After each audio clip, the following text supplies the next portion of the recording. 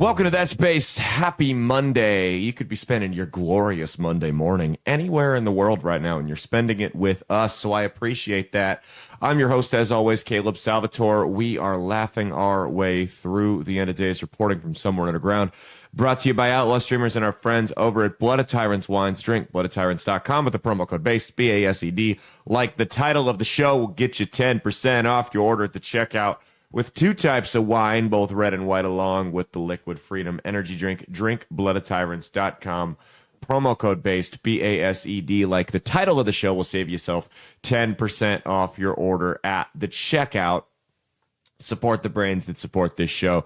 Stockholm Mia, the red face of white supremacy, is here with us as always on this Monday morning. How's it going this morning?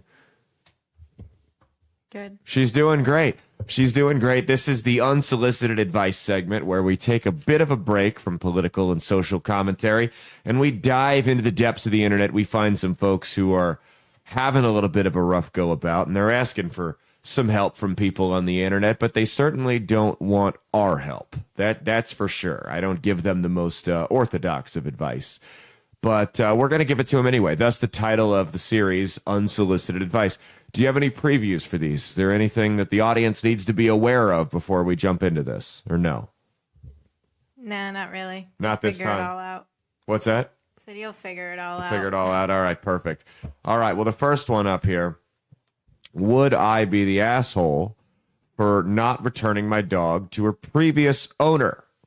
Says, okay, I know that sounds bad, but hear me out. I'm 26 female, had my dog. It's a 3-year-old female for about a year now. I got her from a shelter, and I knew she had been surrendered by her previous owner. She had a limp there, which turned out to be an improperly healed fracture.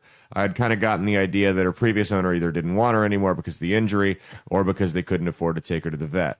I've helped her recover from it, and she's been able to walk around just fine for a few months now, although she still does have the limp sometimes when she runs. This is the part I'm conflicted about. Someone claiming to be the owner messaged me on Instagram yesterday. I don't think the shelter would have given him my personal information, so he must have seen one of my pictures, but he wants her back. He showed me some of his pictures of her, and it really does look like her. He said he's more financially stable now, and the only reason he surrendered her in the first place was because he couldn't afford the vet bill. I really don't know what to do here. I do not want to give up. Yeah, no, I don't even need to read the red. Don't give the guy the dog. He was irresponsible in the first place to take on. The dog's not old, right? So the dog was 2 when he had it. I mean, I get it. Sometimes people's finances totally fall apart in less than 2 years. I understand that. But odds are this guy took on the dog knowing that, I'm living on the edge right now financially, and was just overwhelmed. So that was irresponsible. Also, possession is 9/10 of the law, so he can go fuck himself. I think that's really all that needs to be said. Is there anything else I should add to that one? I mean, it's pretty much, if you, like, guys, if you can't afford to take care of a dog, you shouldn't get a dog, you know? And this guy was willing to, I'm sorry, do I need to pull up the definition of the word surrender? When you surrender your animal to a shelter, it's over. You've surrendered your rights to him, so it's done. Whether it was because you didn't want him, you also have to take into consideration this guy might be nuts. He might be nuts, and he might be like bipolar or something like that. So it's either you didn't want the dog or you couldn't afford to take care of it. By the way, you legally adopted the dog. Neither of these are your responsibility. Whatever reason this guy had to get rid of the dog. It's the same thing if you adopted a kid, like through the foster care system. If the parent, the birth parent, the scumbag was like, I got my life turned around now. I want to take the kid back. Would you let him take the kid back? Absolutely not. That's not how this works. You surrendered the dog, you lose the dog. Possession's 9/10 of the law in this country. And this guy's SOL. I wouldn't even reply. Would you even reply to this guy? No, I wouldn't even reply. I wouldn't even entertain him. Yeah. Thinking there's a chance. I'd say, so long, brokey.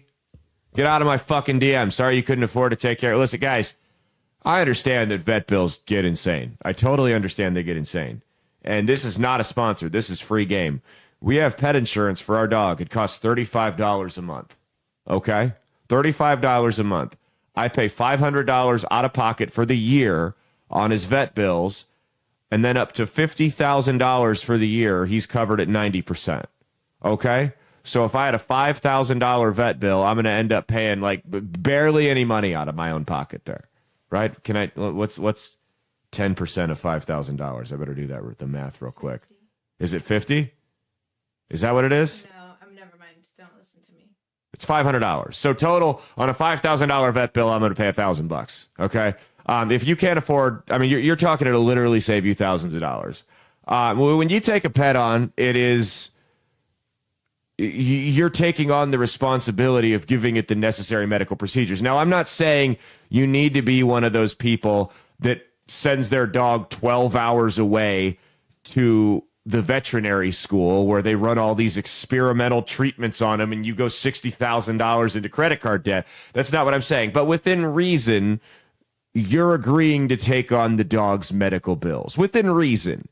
So why not just put $35 a month into put $35 a month or however much it costs you into your pet insurance. And they actually do write the checks. They do cover the expenses. I've used it before on another dog we had. So just pay for that. They'll reimburse you and you can save the heartache. There's no, oh my God, my dog's got this emergency. Do I take her to the vet and pay 10 grand? You don't have to worry about that. You're going to walk away paying a couple grand and yeah, it'll suck, but your dog will still be alive. So if you can't afford the $35 a month for pet insurance, you can't afford a pet. For the longest time, we just used to say, if you can't afford the vet bills, you can't afford the pet. Now we have these great products and services that make it so we don't even have to afford the vet bills. So if you're not going to get the insurance, you should just drop the dog. Now, with that said, when they get older, the insurance gets crazy and you might as well just cancel it. But puppy, middle-aged dog, yeah, you should be getting insurance. It's just like anything else, cars, houses, whatever else you want, health insurance. You guys don't want to be going into debt paying for this crap, so you might as well. I feel like this is an ad at this point. That's all this has become. But no, you're not the asshole. I wouldn't even message this guy back. I would block him on everything. Who knows who this guy is? He may just be some lunatic. He may be mistaken. It's not even his dog, or it may be the previous owner. And this is going to sound really harsh, but his financial situation 2 years or a year ago is not your business. It doesn't matter. I would ignore him. What would you do? Ignore him. No, you know what I would do? It's kind of weird that he found her. It is kind of odd. Like, that's creepy. So he was probably looking up the hashtags for like the breed or something like that. Also, a lot of dogs look the same. Like, this could just totally be bullshit as well. There are a lot of dogs that look pretty similar. So there's that as well. I wouldn't ignore him. I wouldn't block him. I would dox him. I'd dox him, and I would find out where he worked, and I would call his job, and I would say, hey, your employee, Bryson, yeah, Bryson was at the bar Friday night in a company uniform saying the N-word over and over and over again. And then I would file like anonymous I'd find out where the guy went to the gym, and I would file like anonymous complaints that he was following women into the locker room. Just absolutely ruin this guy's life for messaging me. But that's also what I did to the guy who cut me in line at Walmart the other day. So there's that. Maybe I'm not the most stable person to ask these questions there. What do you think? Would you go full scorched earth on this guy for messaging you? I'd find out if he had like kids from a previous marriage. I would submit a complaint to CPS in his name against the baby mama, a false complaint. So the baby mama would turn around and sue him for defamation, then try to go get full custody of the kids. I mean, I would just...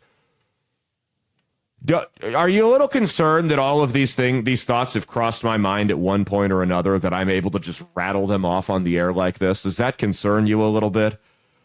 They're like, there's people that maybe I've either thought about doing this to or done it to. Who knows? It's a joke comedy show, right? Okay, let's go to the next one here. Okay, am I reading the handwritten note first, or am I reading the post? Okay. Is this Facebook? Facebook, we need to go on. We need to start trolling next door for some of these. Says, I've tried. I go on Nextdoor often trying to look for some, but I can't find any. I can't relate. I'm banned. My brother tells me that there's a big uprising right now in a neighborhood in Omaha where they're really, really upset about some ding-dong ditchers. And I will tell you right now, and these kids are polite. These kids are pussies.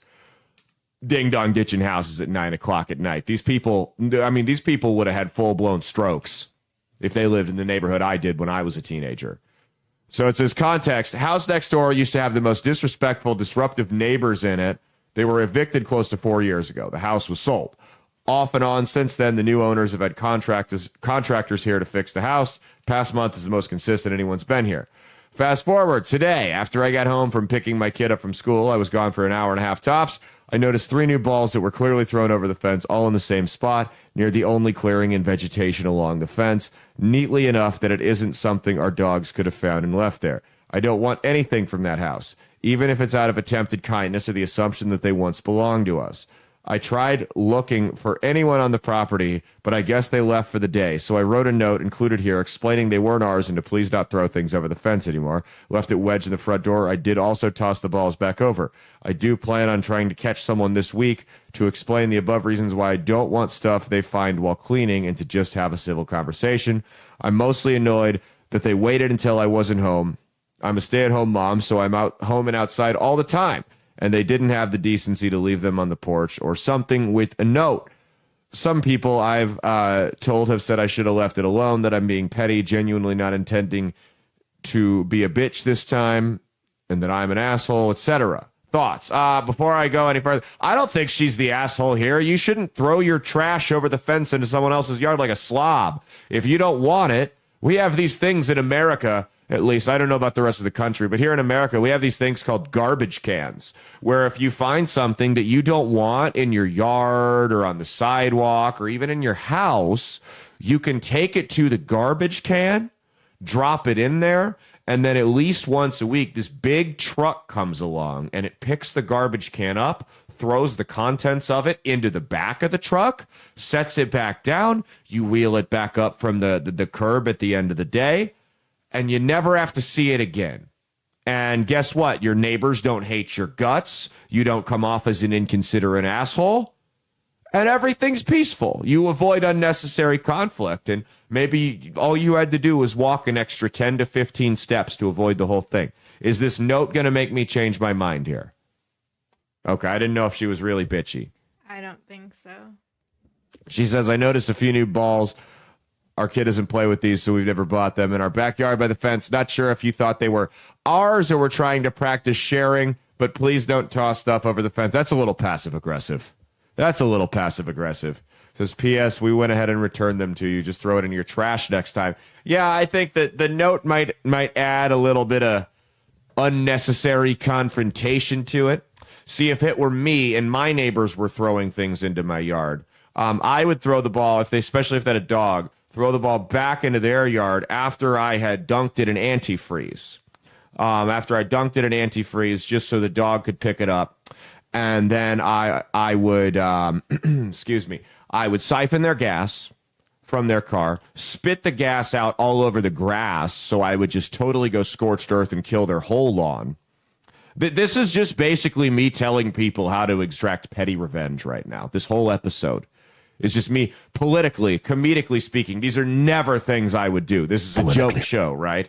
We would never encourage this type of stuff on this show here. Okay, this is my favorite one right here. I can tell by the title. I think my husband is sleeping with his sister again. So what you do is you poke holes in the condoms, and then you laugh when the 3-headed baby pops out. Okay, joking, kidding, comedy show.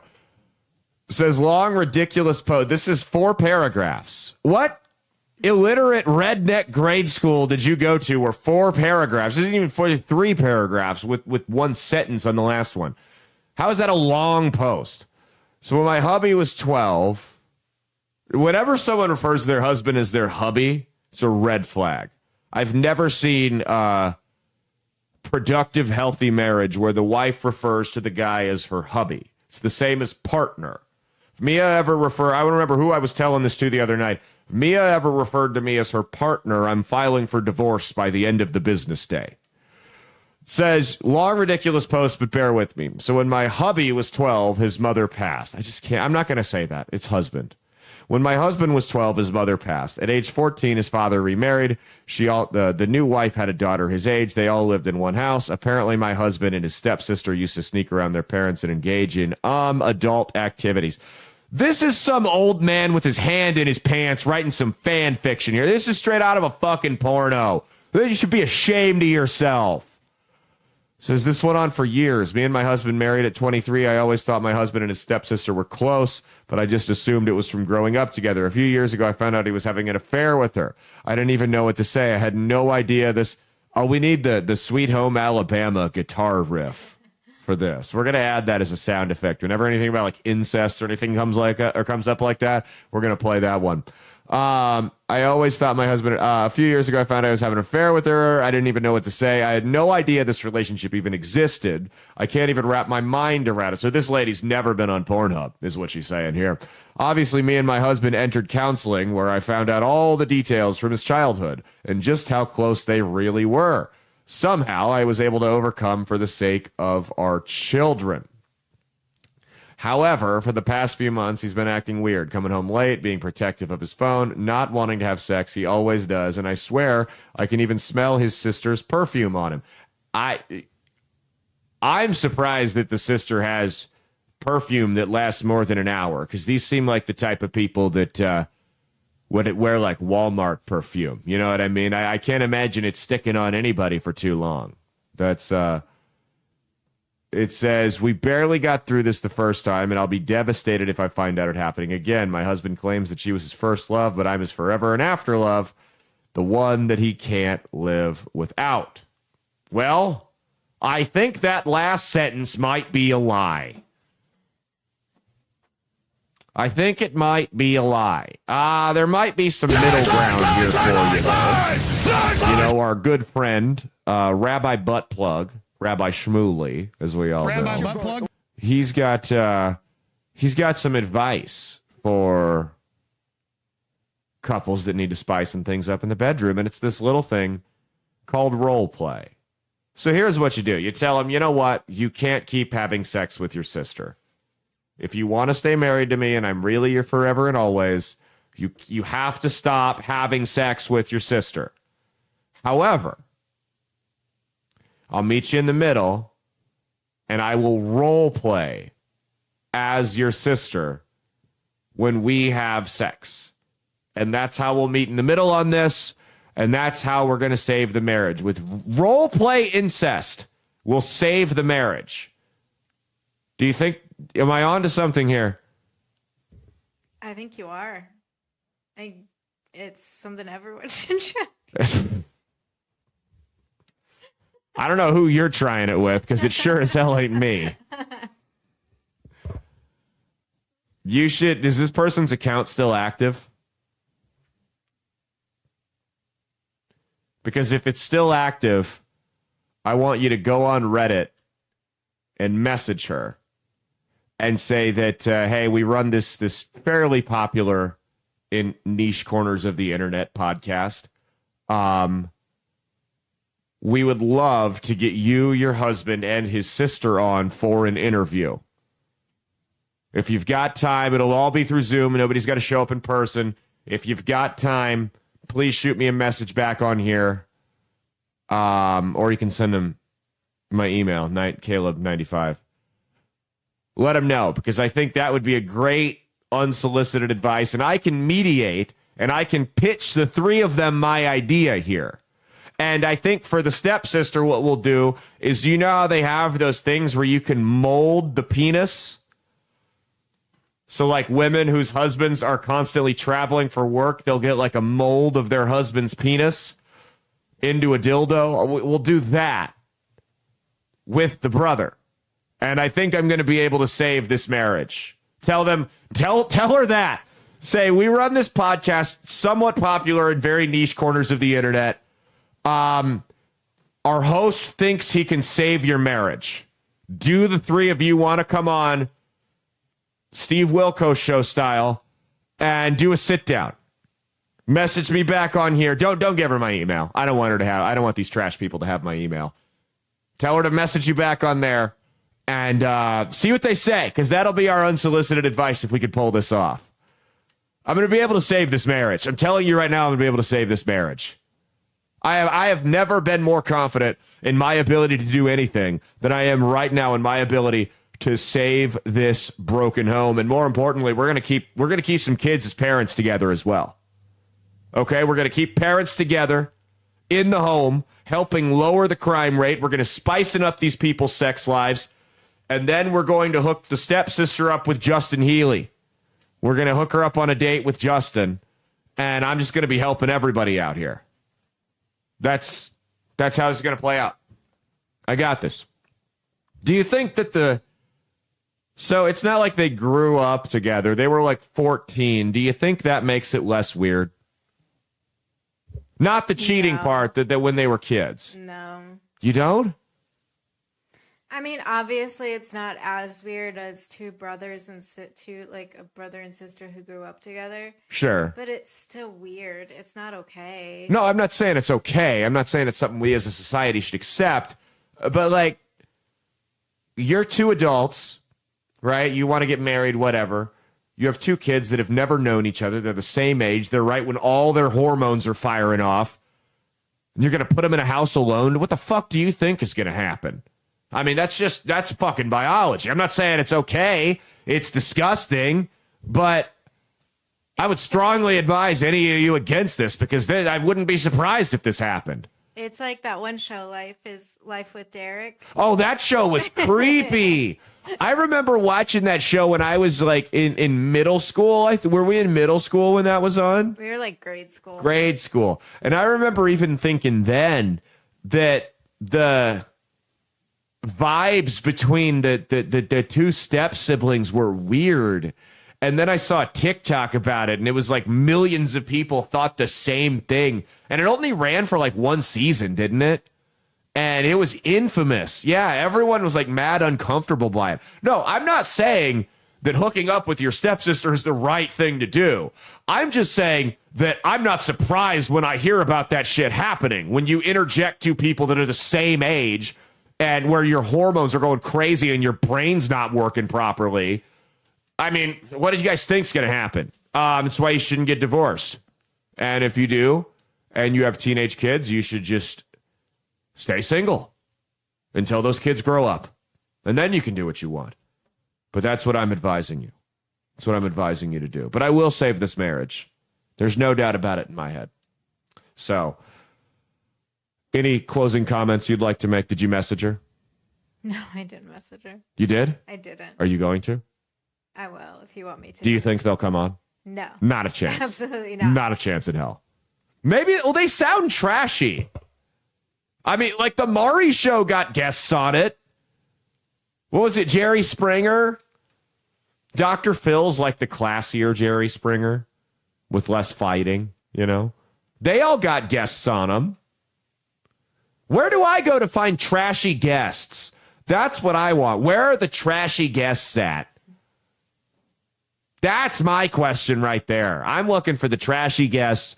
We're not in my house. They're not allowed to come in here. But we're going to find the trashy guests, and we're going to bring them on the show.